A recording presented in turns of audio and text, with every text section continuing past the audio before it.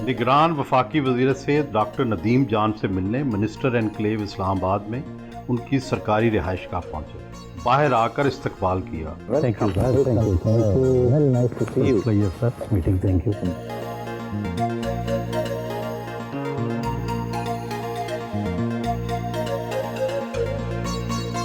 आपका ताल्लुक चारसदा खैबर पख्तूनख्वा से है। सारी ज़िंदगी तो आपने प्राइवेट सेक्टर में काम किया बतौर डॉक्टर, लेकिन अब आप ज़ाहिर है बराह रास्त वज़ीर की हैसियत से सरकार चला रहे हैं, तो कितना फ़र्क महसूस किया निजी शोबे में और सरकार में? मैंने गवर्नमेंट के साथ भी काम किया, इंटरनेशनल ऑर्गेनाइजेशन जैसे UN, world bank, यूएसआईडी, EU, Bill Gates foundation, इनके साथ भी काम किया। न सिर्फ पाकिस्तान में बल्कि दुनिया की तकरीबन 15-20 ममालिक में भी काम किया। इनरिचमेंट तो हुई मेरी, और ग्रोथ जो है मेरी ग्रेजुअल हुई। मैंने शुरू एक कम्युनिटी लेवल वर्कर से किया, फिर मैं मैनेजर लेवल पे पहुंचा, फिर मैं पॉलिसी लेवल पे पहुंचा, और अभी अल्हम्दुलिल्लाह इस लेवल पे पहुंचे हैं। डॉक्टर साहब, आपने तालीम कहाँ कहाँ हासिल की? मिडिल तक अपने गांव में, फिर पेशावर आया, फिर खैबर मेडिकल कॉलेज से ग्रेजुएशन की, फिर MPH किया, फिर पोस्ट ग्रेजुएट डिप्लोमा किया, फिर CDC और London school of hygiene and tropical medicine से शॉर्ट कोर्सेज उसमें पब्लिक हेल्थ में, एपिडेमियोलॉजी में की, और इसके अलावा बहुत सारी ऑन द जॉब ट्रेनिंग्स मुख्तलिफ इंस्टीट्यूशन से की। आम तौर पर वफाकी वज़ीर सेहत डॉक्टर कम और सियासतदान ज़्यादा होते हैं। क्या डॉक्टर जो है वो वजारत सेहत को ज़्यादा बेहतर चला सकता है या सियासतदान? हेल्थ एक टेक्निकल मिनिस्ट्री है, तो इसको तो एक टेक्निकल बैकस्टॉपिंग ज़रूर चाहिए, खा मिनिस्टर हो या जो भी फॉर्म में हो, क्योंकि हमारी जो ब्यूरोक्रेसी है वो भी जनरलाइज्ड है। तो आपका सेक्रेटरी भी पब्लिक हेल्थ का कोई एक्सपर्ट नहीं होता, वो एक जर्नलिस्ट होता है। तो आप अगर ब्यूरोक्रेसी पे ज़्यादा रिलाई करते हैं तो वो भी मेरे ख़्याल में ज़्यादा मौजू नहीं है, या आप उस पे कि पॉलिटिशियन में से हो। तो एक मिक्स होना चाहिए कि पॉलिटिकल लीडरशिप भी हो, ओनरशिप भी हो, और टेक्निकल भी बैकस्टॉपिंग हो, तो फिर जाके कुछ बेहतरी आ सकती है। निगरान वफाकी वज़ीर के तौर पर अपना सबसे बड़ा कारनामा क्या समझते हैं? अल्हम्दुलिल्लाह 3-4 ऐसे हैं कि जिससे मेरे ख्याल में मैं सेल्फ एक्चुअलाइजेशन की तरफ काफ़ी बढ़ा हूँ। वो एक हमारी जो फ्लड से हेल्थ फैसिलिटीज़ इफ़ेक्ट हुई थी, तो हमने फर्स्ट फेज़ में 500 की रिहेबिलिटेशन का प्लान बनाया। 500 अस्पताल? जी, 500 बेसिक लेवल के हेल्थ यूनिट्स, और प्लान बनाया। तो हमारे पास तो गवर्नमेंट के पास तो रिसोर्स नहीं, तो हमने डोनर से और फिर WHO को इंगेज करके उनके ज़रिए एहसन तरीके से अल्हम्दुलिल्लाह 3 महीने से कम अरसे में वो सारे मुकम्मल हो गए। दूसरा, ये हेल्थ सिक्योरिटी दुनिया के एजेंडे पे काफ़ी नीचे चली गई थी कोविड के रिसेशन के केसेस के बाद, तो हमने एक global health security summit Pakistan में की, फर्स्ट टाइम इन हिस्ट्री। ये किसी मुल्क में नहीं हुई, और इसमें 70 से ज़्यादा मंदूबीन आए, मिनिस्टर्स आए, मुख्तलिफ ममालिक से एक्सपर्ट्स आए, UN के एक्सपर्ट्स आए, और इस पर भी गवर्नमेंट का 8 आने का ख़र्चा नहीं आया। और तीसरी जो है वो हमने जो शुरू की है APIs का मॉडल, कि हम जो मॉलिक्यूल्स हैं, बेसिस हैं मेडिसिन की, वो इंशाल्लाह पाकिस्तान में बनेगी। तो मेरा विजन था कि मैं एक फार्मा पार्क बना सकूं, जिसके लिए ज़मीन भी हमने मुतय्यन की है, और SIFC को भी इंगेज किया है कि वो करें। लेकिन शुरुआत हमने रैंडमली कराची, लाहौर में यूनिट्स इनॉग्रेट की हैं। तो न सिर्फ इससे हमारी मेडिसिन की अंदरूनी ज़रूरियात पूरी होंगी, बल्कि हम एक्सपोर्ट्स भी बढ़ाएंगे। और एक्सपोर्ट्स के हवाले से मैं अर्ज़ कर लूँ, जब मैं आया तो $337 मिलियन थी हमारी मेडिसिन की। अब ड्रैप मुझे बता रही है कि हम $1 बिलियन को टच कर रहे हैं। $300 मिलियन से 1 बिलियन तक? 1 बिलियन तक, ये 6 महीनों में, और हमारा टारगेट $2 बिलियन है। आप फाटा में 5 साल तक पोलियो के फोकल पर्सन रहे, और हैरान कुन बात यह है कि उन 5 सालों में पोलियो का एक भी नया केस जो है वो रिपोर्ट नहीं हुआ। आपने ऐसा क्या किया कि ये मुमकिन हुआ? मेरे ख्याल में मेरी प्लानिंग और कोऑर्डिनेशन अच्छी थी सारे स्टेक होल्डर्स के साथ। मेरे ख्याल में मैं अच्छा मोटिवेट कर लेता हूँ, वर्कर से लेके टॉप लेवल तक। आप सारी दुनिया घूमे हैं, आपने बाकी जगह भी हेल्थ का सिस्टम देखा है। पाकिस्तान के जो सेहत का निज़ाम है, इसमें सबसे बड़ी ख़राबी क्या है? हमारी तो एक GDP का 1% एलोकेट हो जाता है हेल्थ सेक्टर को, और उसमें भी 70% से ज़्यादा हमारी سیکنڈری اور ٹرشری ہاسپٹلس کو جاتا ہے، پرائمری لیول پہ بہت کم جاتا ہے، حالانکہ ہماری 70% بیماریاں پرائمری لیول پہ مینیج ہو سکتی ہیں، وہ ٹریٹ ہو سکتی ہیں۔ تو یہ ایک کاسٹ افیکٹیو انٹرونشن ہے۔ اور دوسری ورک فورس، کمیونٹی لیول کی ورک فورس، ایک تو ہمارے پاس LHWs ہے، وہ بھی 1 لاکھ سے کم ہے۔ ہمارے پاس پولیو ورکرز کی شکل میں ایک بہت بڑا ریسورس ہے کمیونٹی لیول پہ۔ یہ جان کی بازی لگا کے بچوں کو پولیو کے قطرے پلواتے ہیں اور ان کو بڑا قلیل معاوضہ ملتا ہے 4-5 دن کے لیے۔ اگر ہم ان کو ٹرین کر سکیں اور پھر ہم ان کے لیے ایک کیریئر پاتھ وے بنا سکیں تو that will be a big game changer in the history of Pakistan. گھر سے روانہ ہوئے، قومی ادارہ صحت پہنچے،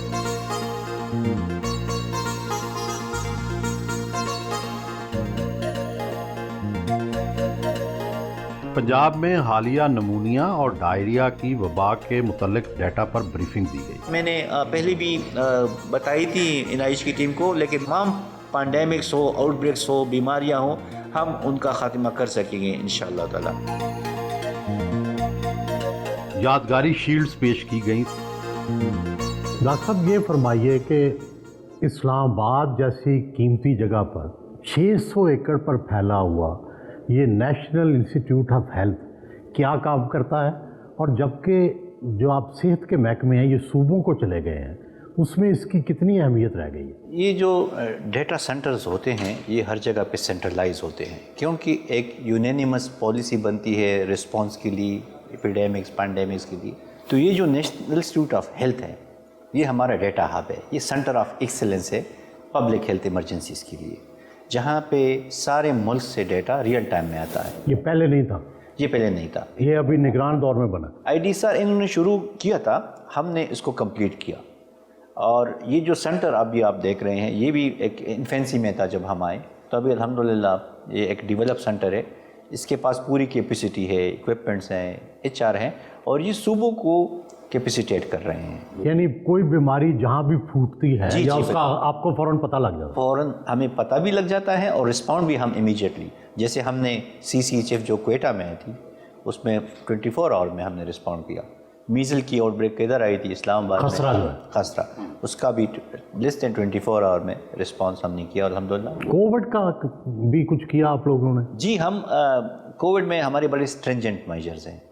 ہم نے جیسی ہی JN1 کی وہ آ گئی نیوز کے انڈیا میں اس کا آؤٹ بریک ہوا ہے اور کیسز بڑھ رہے ہیں، تو ہم نے یہ ایزیوم کر لیا کہ چونکہ انڈیا کی ٹریول گلف کے ساتھ ہے اور گلف کی پھر ہمارے ساتھ زیادہ ہے تو یہ ادھر آنی ہے، تو ہم نے ایکٹیویٹ کیا اپنا سسٹم ادھر بھی، اور ایئرپورٹ جو پوائنٹ آف انٹریز ہمارے ہیں ہم نے تھوڑا سا اس پہ آؤٹ آف دا وے بھی، چونکہ ہم بڑے سینسیٹیو ہیں اس کے بارے میں، تو ہم نے ایک تو جو سمپٹومیٹک کیسز ہیں ان کی انویسٹیگیشن ہوتی ہے، ایئرپورٹ پہ ان کو سیگریگیٹ کیا جاتا ہے، پھر انویسٹیگیشن ہو جاتی ہے فالو۔ ہم نے جو نارمل کیسز تھے یعنی 2% ہم نے نارمل ادھر سے رینڈم ادھر سے، تاکہ یہ خطرہ ہی ٹلے کہ اس طرح کی ایک فلڈنگ نہ ہو کیسز کی۔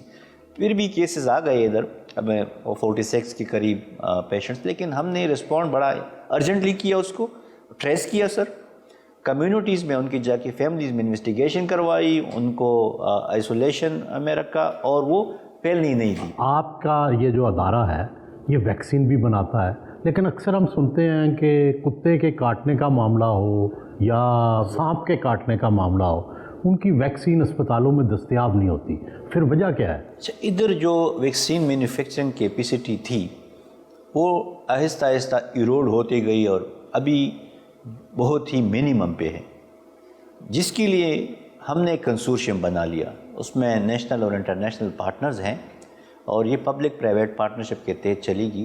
تو نہ صرف یہ ہماری جو 12 ڈیزیزز ہیں ان کی جو بچوں میں جو ویکسینیشن ہم کرتے ہیں امیونائزیشن کی، ان کی ویکسین، بلکہ باقی ایمرجنسی جیسے آپ نے اسنیک بائٹ کا یا اینٹی ریبیز ویکسین کی بات کی وہ بھی بنائیں گے، اور یہ نہ صرف ہماری ضروریات پوری کریں گی بلکہ ہم ابھی تو آپ انڈیا سے منگواتے ہیں؟ جی، تو ابھی پھر ہم ایکسپورٹ کریں گے۔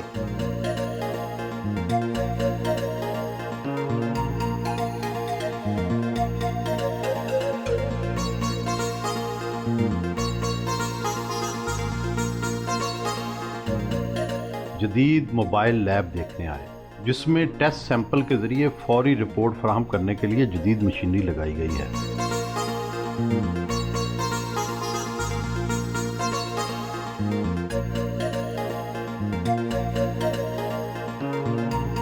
ڈاکٹر صاحب یہ بتائیں کہ زندگی کا مشکل ترین مرحلہ کب آیا اور سب سے زیادہ خوش کب ہوئے؟ میں نے 26 سال بہت ہی مشکل حالات میں کام کیا ہے، Somalia, Sudan, Ethiopia, Kenya, Afghanistan, اور ٹینٹوں میں رہا ہوں۔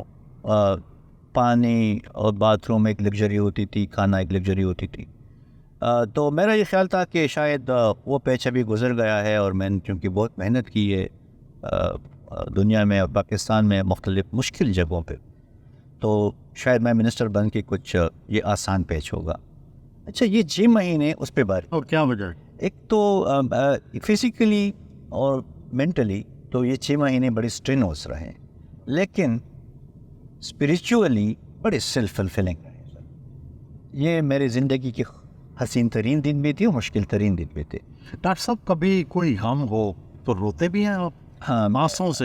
میں سینسیٹیو ہوں کافی زیادہ، تو خوشی تو میں اظہار نہیں کرتا، لیکن غم کا آٹومیٹیکلی کچھ نہ کچھ ہو جاتا ہے، آنسو گرتے ہیں؟ آنسو گرتے ہیں۔ اگرچہ میں بہت کنٹرول کرتا ہوں اپنے ایموشنز کو، میں بہت زیادہ کنٹرول کرتا ہوں، لیکن پھر بھی جب میں دیکھ لیتا ہوں چیزوں کو اور وہ مجھے پنچ کرتی ہیں تو بے ساختہ وہ آ جاتی ہیں۔ اگر آپ ایموشنل ہیں تو تھوڑے بہت رومانٹک بھی ہوں گے، تو خوبصورتی میں آپ کو کیا پسند ہے؟ تھوڑے بہت نہیں، زیادہ، بہت زیادہ۔ اچھا، میرا ایک ڈفرینٹ معیار ہے۔ لوگوں کو ظاہری خوبصورتی اچھی لگتی ہیں، کسی کو زلفیں، کسی کو آنکھیں، کسی کو قد۔ میں کنڈکٹ سے زیادہ امپریس ہوتا ہوں، دا وے اے پرسن کنڈکٹس ہی اور شی، کہ اپنے آپ کو وہ کیسے کنڈکٹ کرتا ہے، کتنی کائنڈنیس ہے اس کے دل میں، کیسے گفتگو کرتا ہے یا کرتی ہے۔ کیونکہ آپ کو امپریس کر لے کوئی خاتون تو پھر آپ کیا کرتے ہیں؟ اچھا، بہت ساروں نے ہمیں امپریس کیا ہے، لیکن ایکسپریس ہم نہیں کر سکے۔ کیوں؟ شاید کچھ پہلے تو کیا ہوگا نا جوانی میں؟ نہیں، کبھی بھی نہیں کیا۔ اچھا، ہاں، جوانی میں بھی کافی امپریس رہے ہیں اور ابھی بھی امپریس ہوتے رہے ہیں، لیکن ایکسپریس کرنے کی صلاحیت نہیں ہے۔ ڈاکٹر صاحب، رنگوں کا استعمال ماشاءاللہ بڑا، آپ نے خوبصورت رنگ پہنا ہوا ہے، کیا عام لوگوں سے آپ کا جو ٹیسٹ ہے رنگوں کا وہ مختلف ہے؟ میرا نہیں خیال، میں تو چوزی ہوں تھوڑا بہت، لیکن اتنا زیادہ میں اس پہ انرجی صرف نہیں کرتا۔ یہ توقع سے ایک سوٹ جو کہ پریس تھا تو میں نے پہن لیا، حالانکہ مجھے پتا تھا کہ آپ لوگ آ رہے ہیں تو ہونا تو چاہیے تھا کہ بڑی تیاری ہوتی، میں نے کہا بس جو بھی پریسڈ ہے تو پہن لے۔ تو آپ کی ذرا نوازی ہے کہ آپ کو یہ پسند آیا۔ Pakistan Nursing and Midwifery Council پہنچے، صدر فرزانہ ذوالفقار اور سیکرٹری فوزیہ مشتاق نے استقبال کیا۔ کوالٹی نرسز پیدا کر سکیں، اور پھر دوسرے سٹیپ میں چونکہ ان کی ڈیمانڈ دنیا بھر سے ہمیں آ رہی ہیں نرسز کی، تو ہم ان کو باہر بھی بھجوا سکیں تاکہ ان کی ٹریننگ بھی ہو، امپلائمنٹ اپرچونٹیز بھی ملے اور پاکستان کو ریمیٹنسز بھی آ جائیں۔ یادگاری شیلڈز پیش کی گئیں، سندھی ٹوپی اور اجرک بھی پہنائی گئی۔ ڈاکٹر صاحب، دنیا بھر میں نرسنگ کا شعبہ بڑا معزز سمجھا جاتا ہے، یہاں پر پاکستان میں نرسنگ کے شعبے کو وہ مقام حاصل کیوں نہیں ہے؟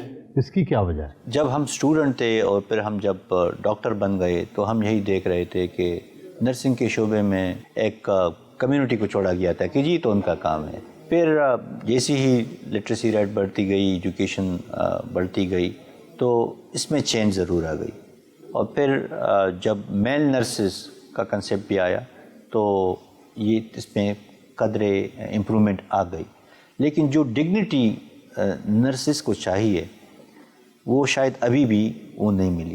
ہم نے ایک کوشش ضرور کی, ان کا نرسز ورلڈ ڈے ہم نے منایا, ہم نے میسیجز میڈیا پہ دے دیے کہ یہ اس حال میں پیشنٹ کے پاس جاتے ہیں جہاں پہ ان کی اپنی فیملی بھی اس کے پاس نہیں جا سکتی.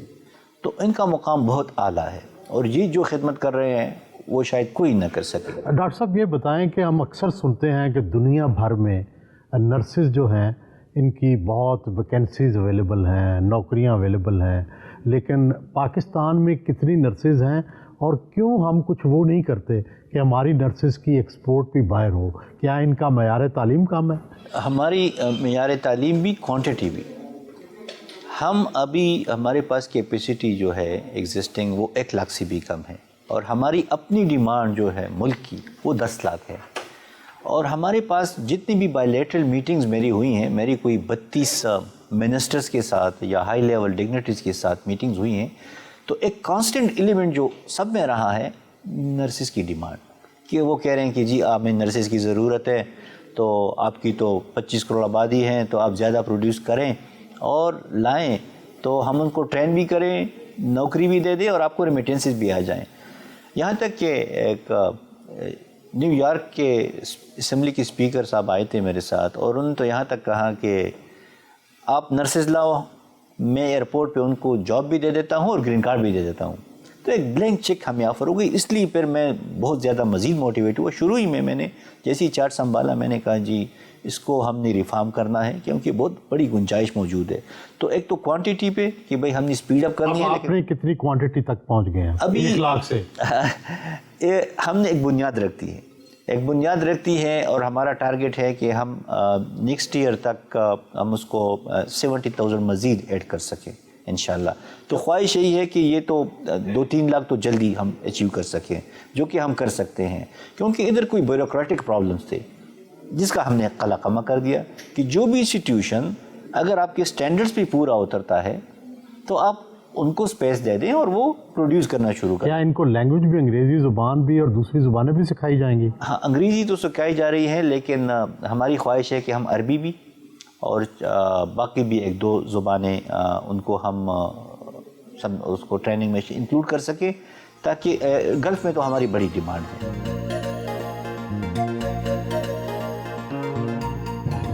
ڈاکٹر صاحب جو آپ نے اتنی دنیا میں کام کیا, دولت تو بہت کمائی ہوگی؟ باہر اتنی تو نہیں, لیکن ریزنیبل دولت کمائی ہے. اور مزے کی بات یہ ہے کہ میں نے کبھی گورنمنٹ آف پاکستان سے سیلری تک نہیں لی. ابھی صرف یہ سیلری آ رہی ہے, تو وہ بھی صرف سیلری. پہلے کبھی میں نے گورنمنٹ آف پاکستان سے سیلری نہیں لی. کام کرتا رہا, کچھ میں والنٹری کرتا رہا, کچھ میں انٹرنیشنل آرگنائزیشن کے ساتھ. جب انٹرنیشنل آرگنائزیشن کے ساتھ کام کرتے رہے تو کتنی تنخواہ لیتے تھے؟ ایٹ ون ٹائم 2009 میں جب میں ساؤتھ سوڈان میں یہ ورلڈ بینک کا یہ پروگرام لیڈ تھا, تو I think I was the highest paid individual in health sector at that time. کتنے؟ وہ کافی زیادہ تھی اس وقت, یعنی مجھے 20 لاکھ نہیں, اس سے زیادہ تھی. 50 لاکھ وہ کوئی 20-22 ہزار تو ڈالر تو میری سیلری تھی, اور پھر اس کے آپ کو پرکس تھے, مرات تھی, ڈیلیز تھی. مطلب 1 کروڑ کے قریب. اور اس میں وہ سیونگ ہی تھی, کیونکہ every thing was catered for, تو وہ اچھا تھا.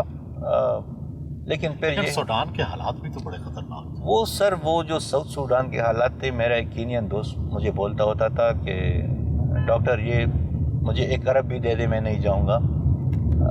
ہم چلے گئے, پیسے کی تو اٹریکشن اتنی نہیں تھی, لیکن وہ جو میں صومالیہ سے ہو کے گیا تھا, صومالیہ میں نے کور کیا تھا, تو میں نے کہا چلیں ایک دوسرا پرسپیکٹیو بھی لے لیتے ہیں, وہ ایکسپلور کر لیتے ہیں. چیلنجز اس میں بہت زیادہ تھی, یعنی آپ کو بیسک کمیونٹیز ہی اویلیبل نہیں تھی, تو ایک ڈفرینٹ ایکسپیرینس تھا. لیکن الحمدللہ جہاں بھی رہے ہیں پاکستان کا جھنڈا ادھر اگاڑا, ادھر لائے. ڈاکٹر صاحب جو پیسے باہر سے بنائے ڈالروں میں, اس کی کیا پراپرٹی خریدی کہ کیا کیا؟ اچھا, اتنے بھی نہیں کمائے, کیونکہ یہ تو ایک جگہ پہ تو ہمیں زیادہ, لیکن بعض جگہوں پہ تو ہمیں ریزنیبل ملتے تھے. تو اسے ابھی یہ خرچہ برداشت کر رہے ہیں، یہ جو ابھی تک جو چل رہا ہے سلسلہ، اچھا تو سیونگ کر لی تھی، تو اسی سے بچت کر لی تھی، کچھ بچت ہے اور کچھ ایک دو جگہ پہ وہ بھی ہے۔ انویسٹمنٹ بھی کی؟ جی ہاں۔ گھر وار بنا لیا یہاں اسلام آباد میں؟ نہیں، اتنے پیسے نہیں ہیں۔ اچھا، پشاور میں ہے ہمارا گھر اور اسلام آباد میں نہیں ہے۔ تو کہ یہاں کرائے پہ رہتے ہیں؟ ابھی تو میں منسٹر کالونی میں جی منسٹر انکلیو میں ہوں، کے پی ہاؤس میں یہ رہتا تھا اچھا، جب آتا تھا۔ ڈاکٹر صاحب بچپن میں کیا ڈاکٹر ہی بننا چاہتے تھے یا اتفاق سے آ گئے؟ میں سر ڈاکٹر کبھی بھی نہیں بننا چاہتا تھا، یہ میرے والد صاحب کی خواہش تھی، حتیٰ کہ جب میں ایون میڈیکل کالج میں تھا ابھی تو میں کوشش کر رہا تھا کہ میں نکلوں اس سے، اور آپ کیا کرنا چاہتے تھے؟ میں تو سول سروس جوائن کرنا چاہتا تھا، تو اس وقت کامیاب نہیں ہو سکا کیونکہ والد صاحب پریشرائز کر رہے تھے کہ ڈاکٹر بن کے پھر دیکھ لینا کہ جو بھی ہیں۔ پھر میں نے جو فیلڈ سلیکٹ کی، کیونکہ اس کا بیسک ریزن یہ تھا کہ میں نے یہ سوچا کہ یہ ڈاکٹر تو مریضوں سے پیسے لیتے ہیں، پھر وہ کچھ میل پریکٹسز میں دیکھ رہا تھا، تو میں نے کہا اگر یہ میں نہیں کر سکتا تو میں تو بھوکے مر جاؤں، تو سول سروس یا ڈیولپمنٹ سیکٹر میں شاید میں کچھ بہتر لائف گزار سکوں، تو ایمبیشن یہی تھی کہ میں سول سروس، لیکن پھر وہ نہیں ہوئی اور میں پبلک ہیلتھ سائڈ پہ آ گیا۔ پاک چائنا فرینڈشپ سینٹر پہنچے، وائس پریزیڈنٹ اسماعیل جسکانی نے استقبال کیا۔ پاکستان اور چائنا کی شراکت سے 7ویں پاک ہیلتھ ایکسپو کا افتتاح کیا۔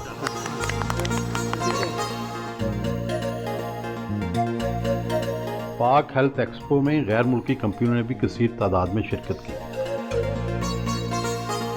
That every customer should get best experience by doing business with a company.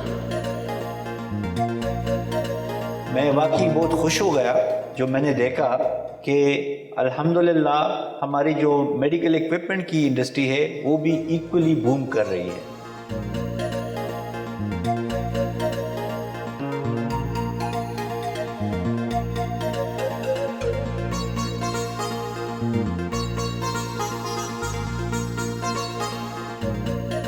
Poly clinic کا دورہ کرنے آئے، ڈاکٹر ارسلان حیدر نے استقبال کیا۔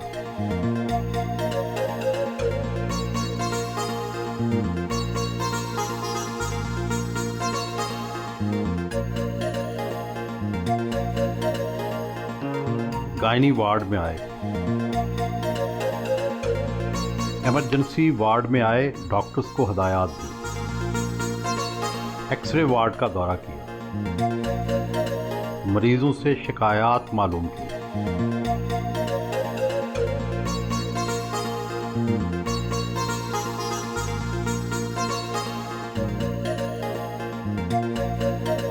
پاکستان میں صحت کے شعبے کو بہت زیادہ ضرورت ہے مالی امداد کی۔ آپ یہ بتائیں کہ وفاقی بجٹ میں کتنے فیصد حصہ محکمہ صحت کو ملتا ہے؟ اچھا سر، یہ دیکھیں ہماری پاپولیشن دیکھیں، پھر ہمارا ڈیزیز برڈن دیکھیں، اور پھر ہیلتھ کی ایلوکیشن دیکھیں، اور یہ کسی ایک گورنمنٹ کو آپ مورد الزام نہیں ٹھہرا سکتے، یہ ازل سے ہو رہا ہے۔ 1% جی ڈی پی ایلوکیٹ ہوتی ہے ہیلتھ سیکٹر کو۔ ہماری انارمس نیڈز ہیں، ہم نے آواز بلند کی ہے کہ 2% تک تو لیا جائے اس کو۔ سینٹ میں نے مقدمہ پیش کیا اور اتفاقاً اسحاق ڈار صاحب موجود تھے اور انہوں نے اپریشیٹ بھی کیا اور ایگری بھی کیا، تو ابھی کبھی امید ہے کہ ان کی گورنمنٹ آنے والی ہے تو وہ اس کو عملی جامہ پہنائیں گے اور ہیلتھ سیکٹر کی جو بجٹ ایلوکیشن ہے وہ بڑھائیں گے۔ آئیڈیلی تو 5% ہونی چاہیے، لیکن اگر فرسٹ انسٹنس میں ہم 2% تک بھی لے جائیں تو بہت بڑا فرق پڑے گا۔ صحت کا شعبہ صوبوں کو منتقل ہونے کے بعد زیادہ تر اسپتال تو صوبوں کے پاس چلے گئے۔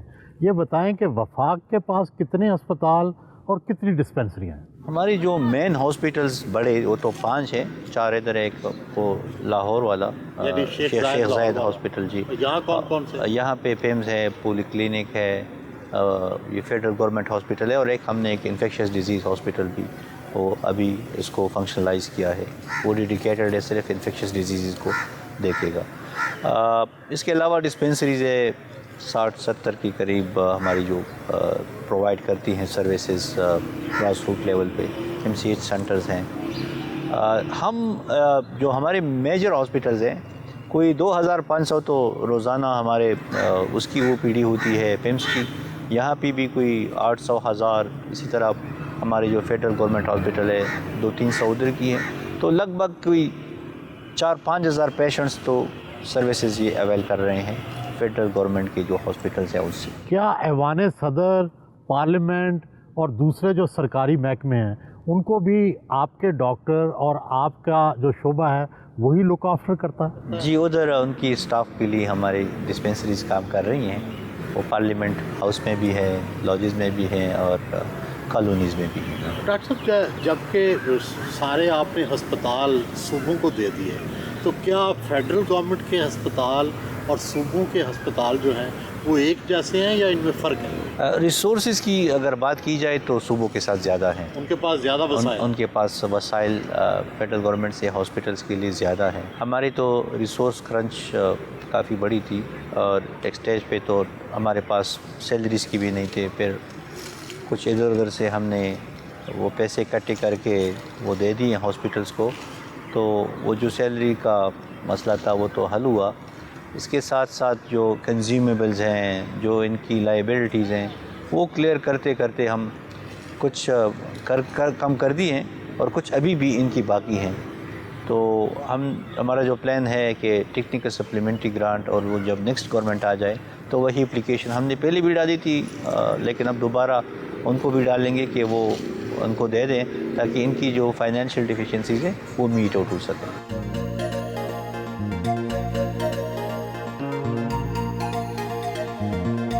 ڈاکٹر صاحب شادی پسند کی گھر والوں کی مرضی سے کی؟ ٹوٹلی ارینجڈ میری اپنی فیملی میں ہوئی ہے. کتنے بچے ہیں، کیا کیا کرتے ہیں؟ میرے 4 بچے ہیں، 3 بیٹے ہیں اور 1 بیٹی ہے. اور بڑا بیٹا جو میرا ہے وہ ابھی 12 سال کا ہے. شادی لیٹ کی یا بچے لیٹ پیدا ہوئے؟ شادی لیٹ کی. اچھا. بچے تو کتنی ایج میں کتنی؟ میری 39 ایئرس تھی. اچھا، تو پہلے کیوں نہیں کی شادی؟ ہمیں ٹائم بھی نہیں ملا. پھر میرے خیال میں میری پرائرٹی بھی نہیں تھی. شادی؟ جی شادی پرائرٹی نہیں تھی؟ جی میرے خیال میں میری نہیں تھی. اور پھر جب فیملی نے کہا، میں افغانستان میں تھا اس وقت کہ جی آپ کی منگنی ہے، تو میں نے کہا جی بس ٹھیک ہے کہ آپ کی مرضی شامل ہے. میں نے کہا جی بس آپ نے کر دی بس ٹھیک ہے. شام کے وقت گھر واپس آئے.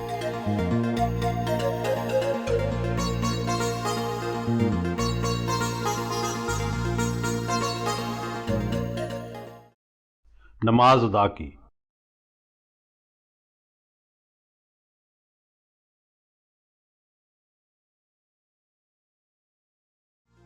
اپنے قریبی دوست اور نگران وفاقی وزیر ثقافت و اداکار جمال شاہ سے ملنے گئے.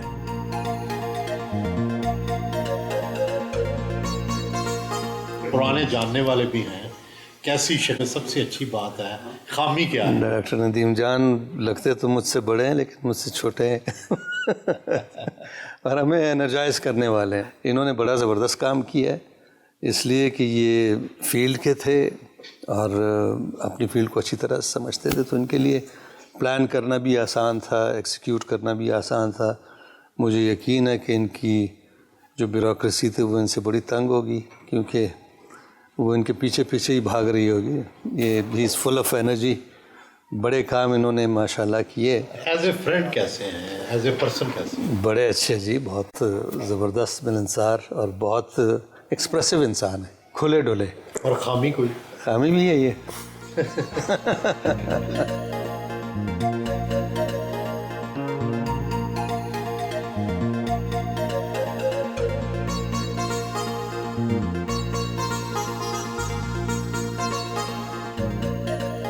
سوئمنگ کرنے مقامی ہوٹل آئے. روزانہ سوئمنگ کرنا ان کا معمول ہے.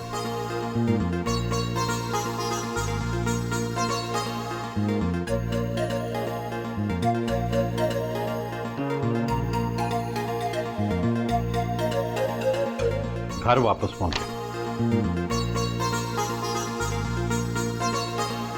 ڈاکٹر صاحب اقتدار کا بھی نشہ ہوتا ہے اور وزارت کا بھی، آپ یہ چاہیں گے کہ نگران تو اب وقت ختم ہونے والا ہے، آپ چاہیں گے کہ آئندہ آپ کو کوئی ذمہ داری ملے؟ اگر میرے ملک کے لیے میری کوئی یوٹیلائزیشن ہو سکتی ہے یا میں کسی کام آ سکتا ہوں تو وزارت سے پہلے بھی میں نے کام کیے ہیں، وزارت میں بھی کیے ہیں اور آگے بھی انشاءاللہ کریں گے۔ آپ کے دور وزارت میں ملٹی نیشنل کمپنیوں کو اپنی ادویات کی قیمتیں خود بڑھانے کا اختیار دے دیا گیا، کیا اس سے تو قیمتیں نہیں بڑھ جائیں گی؟ پوری دنیا میں جو میڈیسنز ہیں وہ کثیر تعداد میں ڈی ریگولیٹڈ ہیں۔ انڈیا میں کوئی 100 کے قریب میڈیسنز ریگولیٹڈ ہیں، باقی ڈی ریگولیٹڈ ہیں۔ اسی طرح بنگلہ دیش میں اور سری لنکا میں بھی جو ہم ریجن کا موازنہ کرتے ہیں، تو جب ہم نے یہ انالیسس کی اور ہم نے یہ دیکھا کہ ان کی ایکسپورٹس بھی بڑھ رہی ہیں، تو ہم نے کہا کہ کیوں نہ ہم ان کو مارکیٹ فورسز کو امپاور کریں کہ وہ خود ڈیسائیڈ کر لے، کمپٹیشن زیادہ لائیں، کوالٹی پہ زیادہ فوکس کر لے۔ تو اسینشیل میڈیسنز ابھی ریگولیٹڈ ہیں اور جو نان اسینشیل ہے اس میں ہم نے ایک کمپیٹیٹیو انوائرمنٹ کریٹ کیا ہے۔ اگر انہوں نے کارٹل بنا لیا اور سب نے بیٹھ کے فیصلہ کر لیا کہ ہم خود ہی بڑھا رہے ہیں تو آپ کیسے روکیں گے؟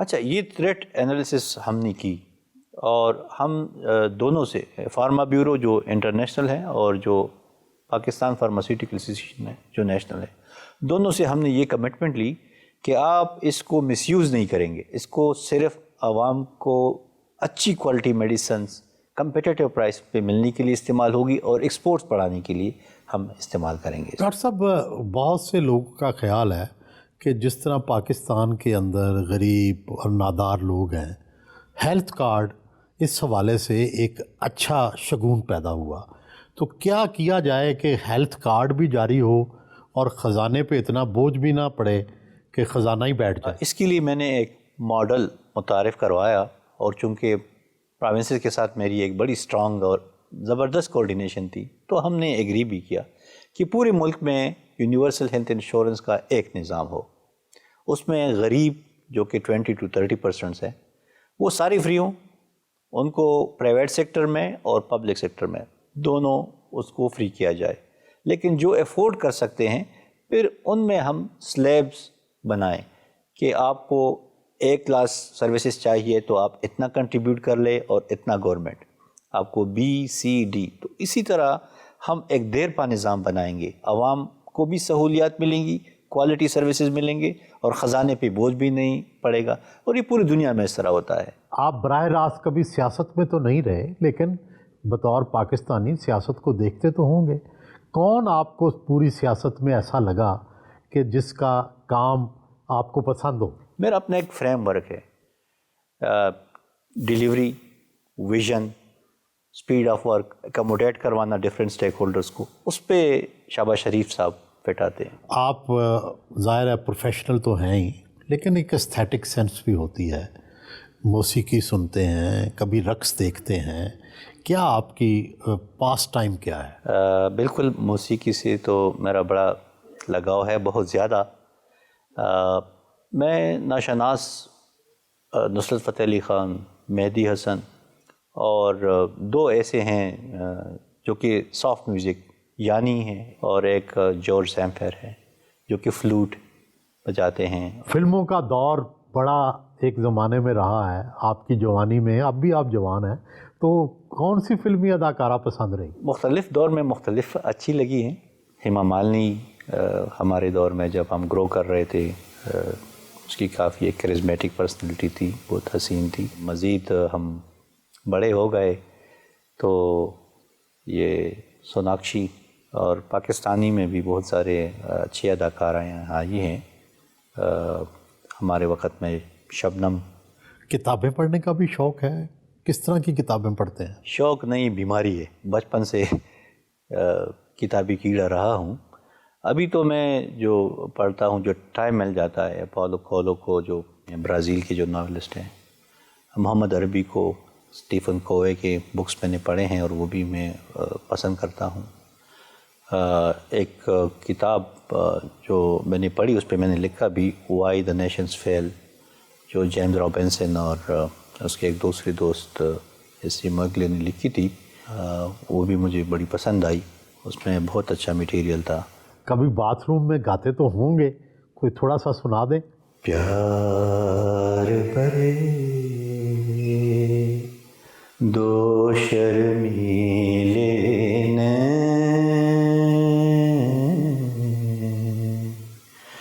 जिनसे मिला